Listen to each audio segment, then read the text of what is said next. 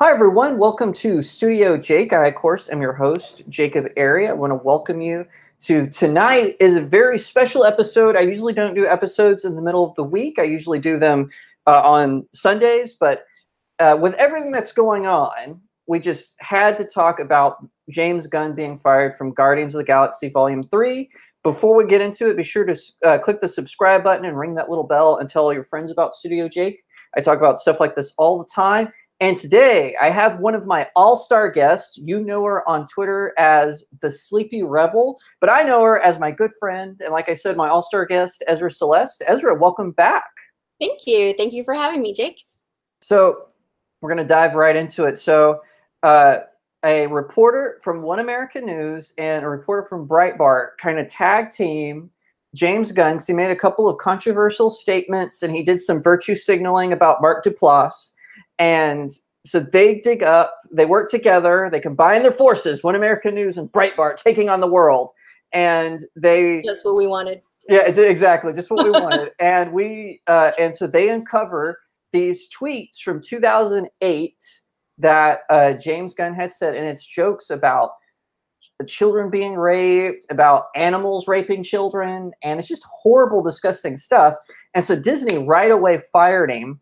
And a few people have come out in support of him. I know Dave Bautista, who plays Drax in the Guardian movies and in Avengers Infinity War.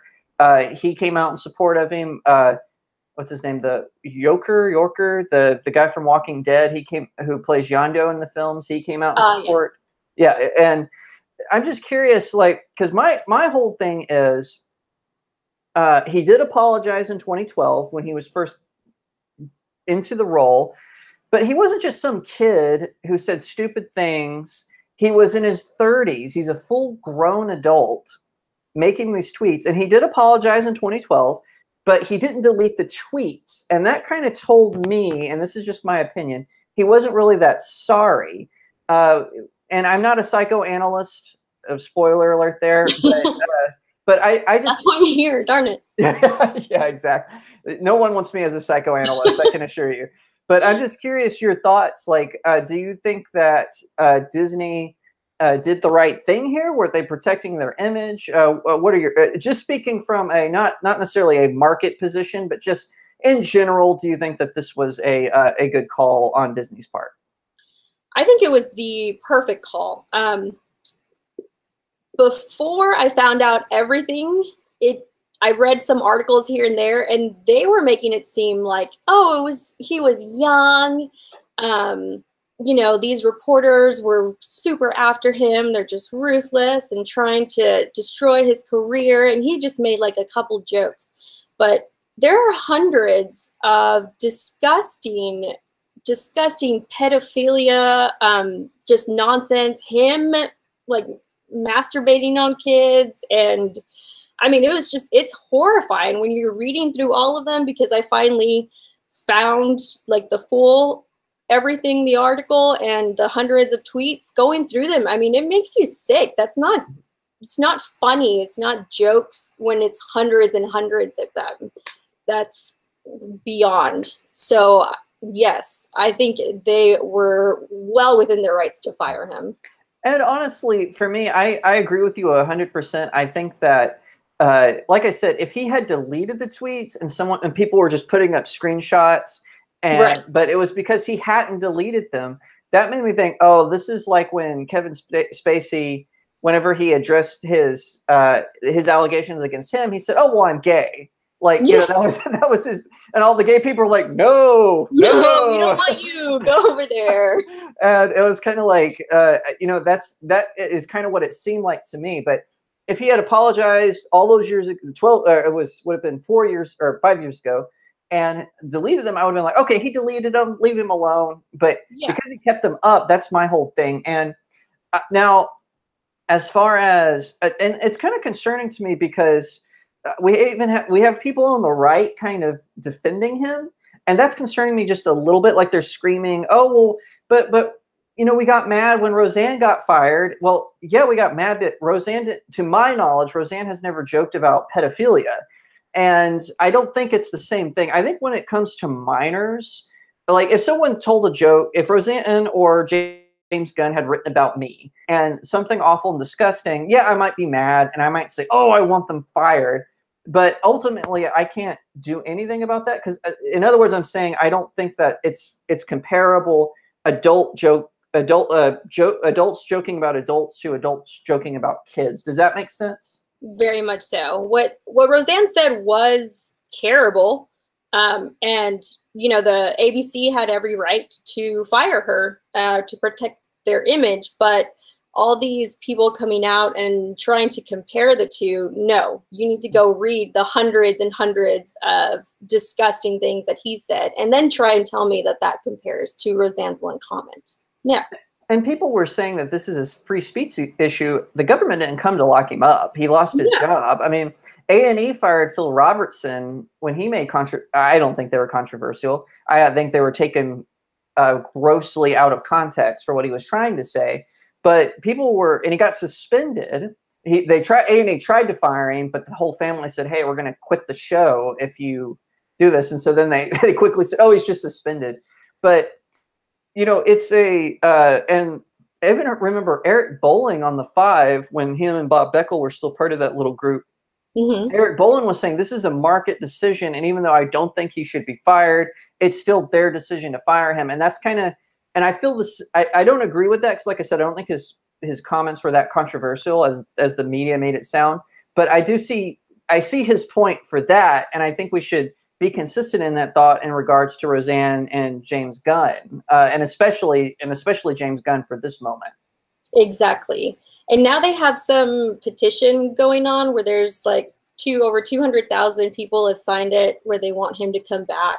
And it's like, it's all of these people who had gone after Roseanne and who had gone, you know, were mobbing and trying to get her fired, and now for some reason they're totally okay with him talking about masturbating on kids. That's so gross. What is wrong with people? I mean, I'm laughing at the irony of it. You know, it's just ridiculous. Like you're going. I don't. On one hand, you're like fire Roseanne, and what cracks me up is some of the people who were calling for Roseanne's head. They're supporting James Gunn, and it doesn't make any sense to me. No, I even have friends who are going, well, we've all made dumb baby jokes back in the day. And I'm like, okay, well, yes, but that 10 years ago to us is 20. We were 20 or 19, whatever.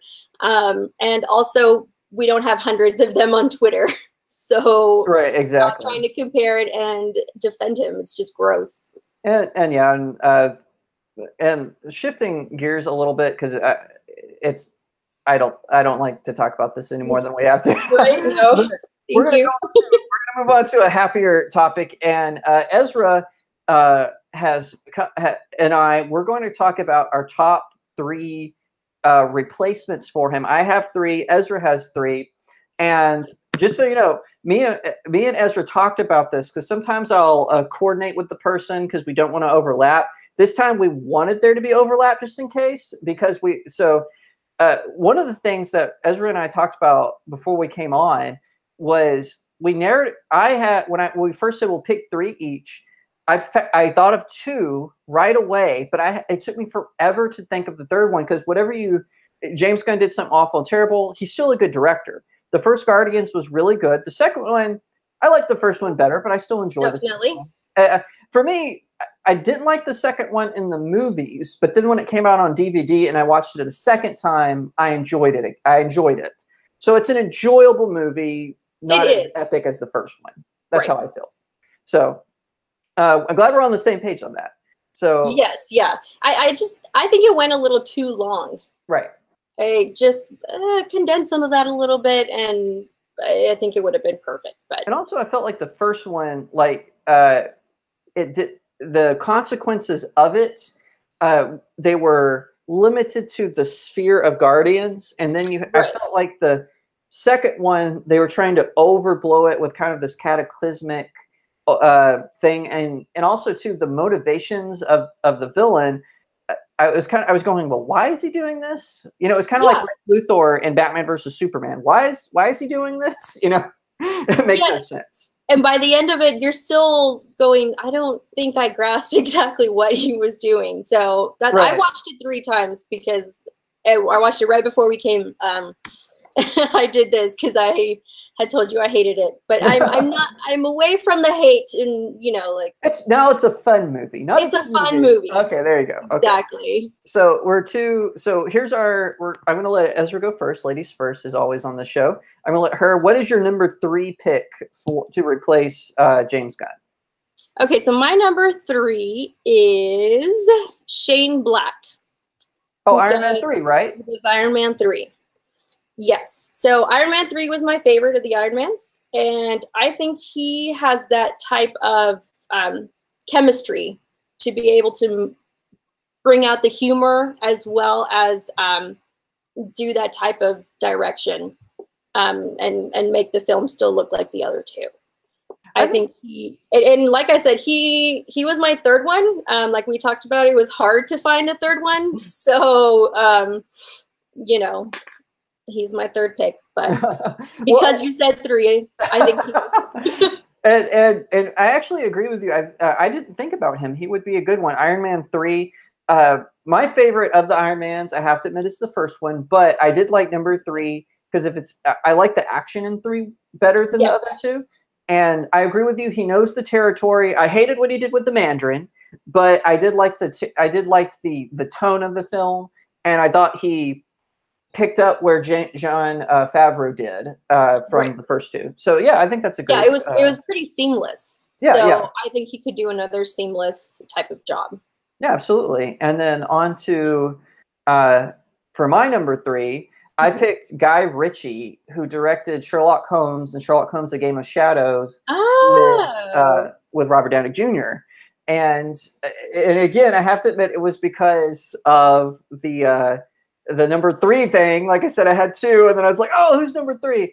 But I liked him because he has that good mix of action and comedy. And one thing he's really good at is escalation. So you go from Sherlock, where this was the issue with Guardians 2, was the escalation was too hard and too fast. But I felt Guy Ritchie did his escalation from Sherlock Holmes to A Game of Shadows was perfect. Like, it was very nuanced. It was, I won't say it was seamless, but it was definitely more believable than we go from, okay, this little sphere is affected by the Power Stone, to the whole galaxy is in danger. Exactly. And I think Guy Ritchie has that good balance there. What do you think about Guy Ritchie?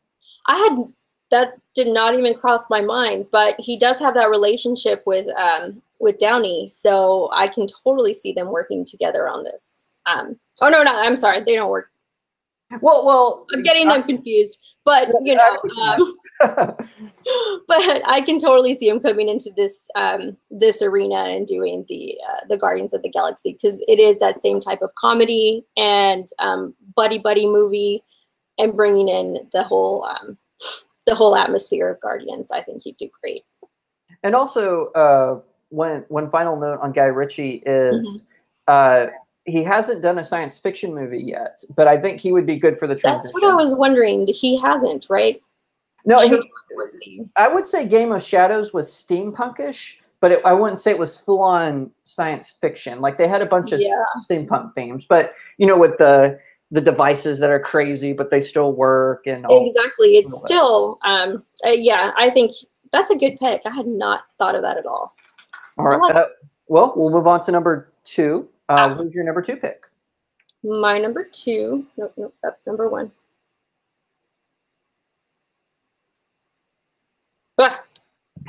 Peyton Reed. All right. Peyton Ant-Man. Ant-Man. Yes, that would be a good pick. Yes. I think Ant-Man has the same type of comedy as Guardians of the Galaxy. And it has, like I said, that same type of buddy movie where you can make them all work, and the director can work with them to get them to do exactly what they need to do to make that seamless transition into Guardians 3. I really like the Ant-Man, the second one. Oh, I liked it too. It was good. Ant-Man and the Wasp. Yeah, it was hilarious. It's action-packed. It's awesome. I loved every second of it. So that's why I chose him. And also, he would be a good transition because even though Ant-Man isn't a space film, it's definitely science fiction, and it relies a lot on special effects. So that would be a good way for him to go if they decide to go forward with Guardians 3. I didn't think about that. That would be a good pick. Yeah, he was fresh in my mind because I had just seen Ant-Man, so I loved it so much.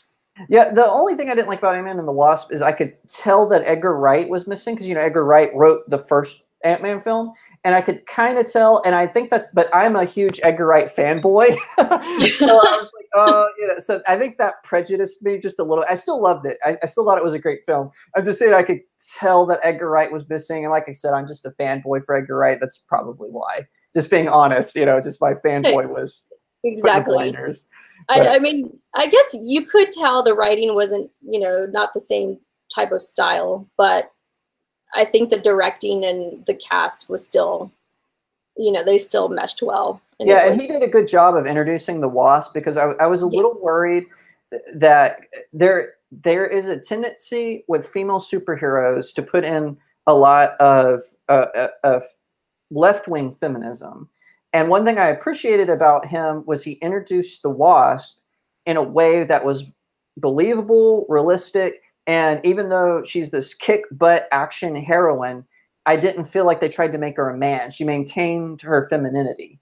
So that's why I thought he did a great job with that. She was feminine, but she was kick-butt, and that's what I'm looking for in my female heroes. Same. So. And then my number 2 is James Wan, who directed Star Trek Beyond. Oh, good one. Yeah, because one thing about Star Trek Beyond, they went through 4 directors before they settled on him. Because J.J. Abrams dropped out to direct Star Wars, which he did a terrible job. I got to be honest, I'm not a huge Star Trek fan, so I don't know all the backstories of these. And that's fair. And just suffice it to say, he going from a blockbuster director, J.J. Abrams, to James Wan, who's more known for action films and Hong Kong cinema, to direct in Star Trek Beyond. I think that movie didn't get the credit it deserved. I thought it was good. It was humor, and I will admit it did feel more like an episode of Star Trek than a movie. But that being said, I think for what he had to pick up with J.J. Abrams dumping the franchise for Star Wars and ruining his career potentially, I feel like I remember. I feel like James Wan, he has a good sense of humor. He has a good sense of action. Star Trek, obviously, it's not a space opera like Guardians of the Galaxy and Star Wars is. It's more sci-fi action. But I feel like he could bring those what's the word I'm looking for? Those tropes to Guardians of the Galaxy, if that makes any sense. Yes, it does. So, I like that. Yeah, have you seen Star Trek Beyond? I'm a little curious. I have not. I know. I'm sorry. If you have Hulu, it's on Hulu. I highly recommend it. Is it? Okay. Yep. Yeah, I'm big Star Wars, and then J.J. Abrams went and did that, but that's fair. And I was always like Star Wars and not Star Trek. So, well, it's funny because my other nerd fans, their heads explodes when I say this, but my mom was a Trekker and my dad was a Star Wars fan. So yeah, I know those never work. And my dad, because Star Trek in the 90s especially was just coming out with more stuff. We had Next Generation and Voyager and Deep Space. Although I don't remember us watching Deep Space Nine, but we definitely watched Next Generation and Voyager. So, and then we would watch Star Wars movies like at least 2 or 3 times a year. We'd watch the whole trilogy. Of course. Of course. So it all balanced out. But yeah, so I kind of got the best of both worlds there. It boggles people's minds that I know so much about both franchises. But anyway, that's not. I know, because it's usually one or the other. Right. Yeah, exactly. Sometimes you're mixing them.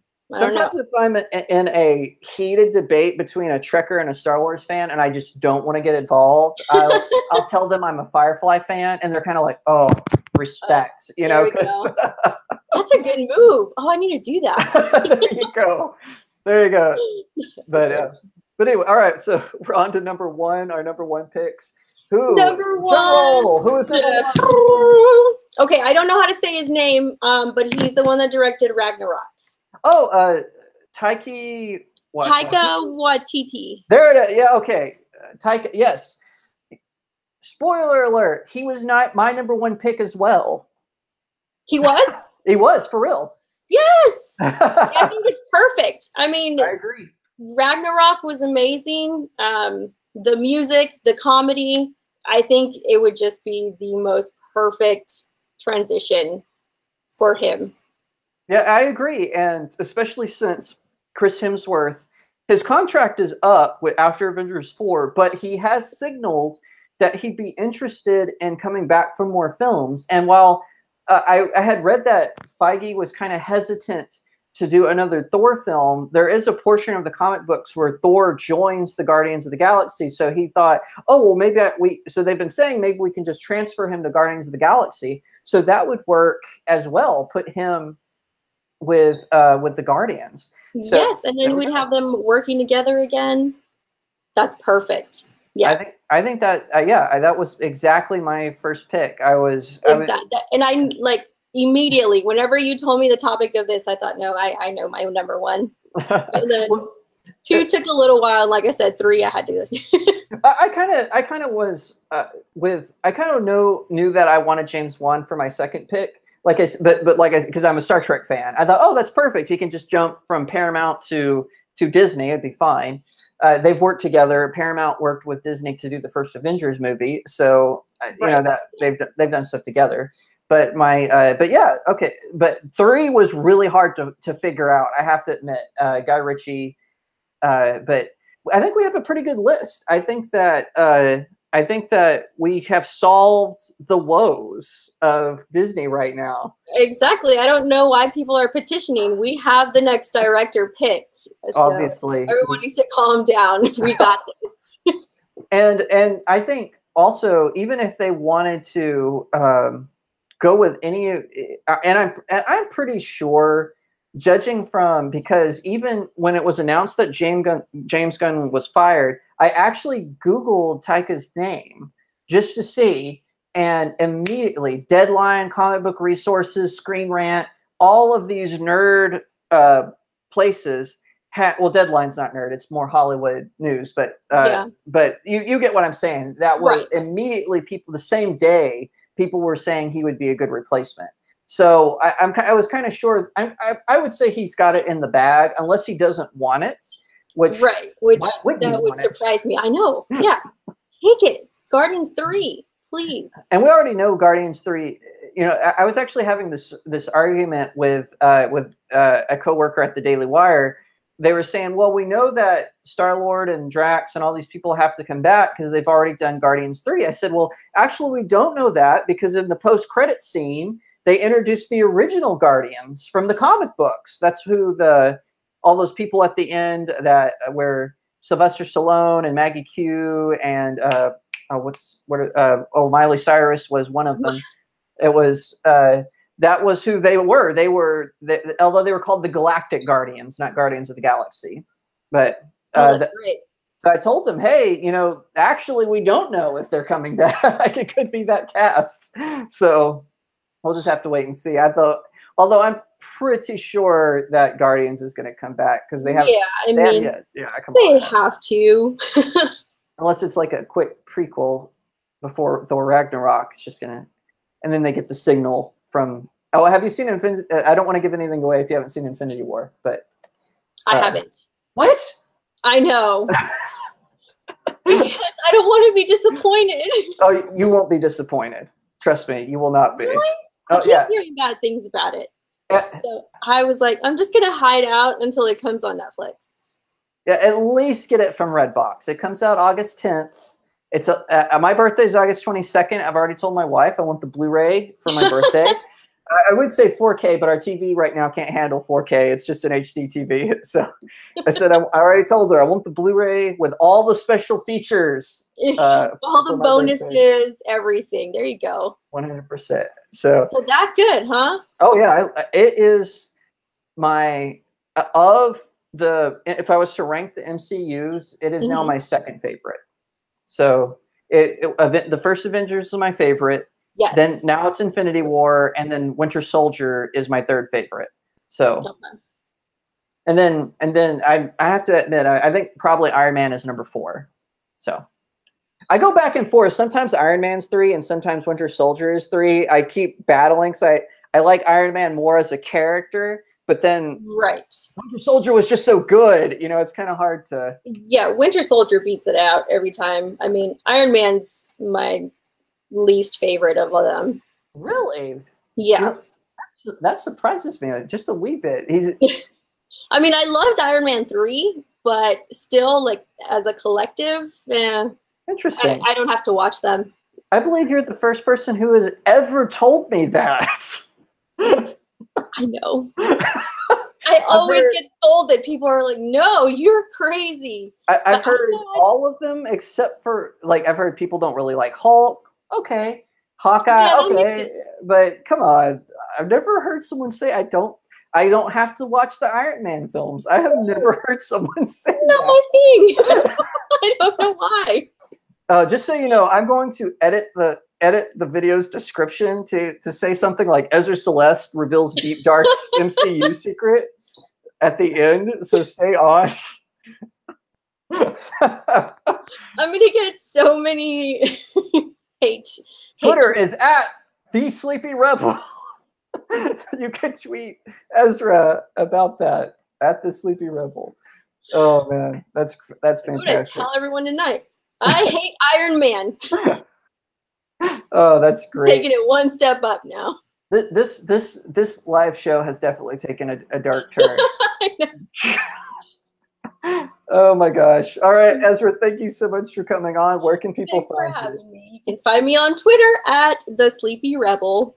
And of course, you can find me on Twitter at RealJacobberry. Facebook is Author Jacobberry. Instagram is real.jacob.area. My blog is jacobberry.blog, where I have even more articles, including movie reviews and graphic novel reviews, stuff like that. You can find my political writings at thedailywire.com. And Ben Shapiro let me post my review of Infinity War at the Daily Wire. So if you're curious what it is actually like Infinity War, you can go to dailywire.com and just search Infinity War. It should come right up. And of course, be sure to like and subscribe here at Studio Jake. Don't forget to ring that little bell. We'll see you next time. And Ezra, as always, it was great to have you. I know we'll have you back. She's one of my all-star guests. Thank you again for coming on. Thanks for having me. Bye.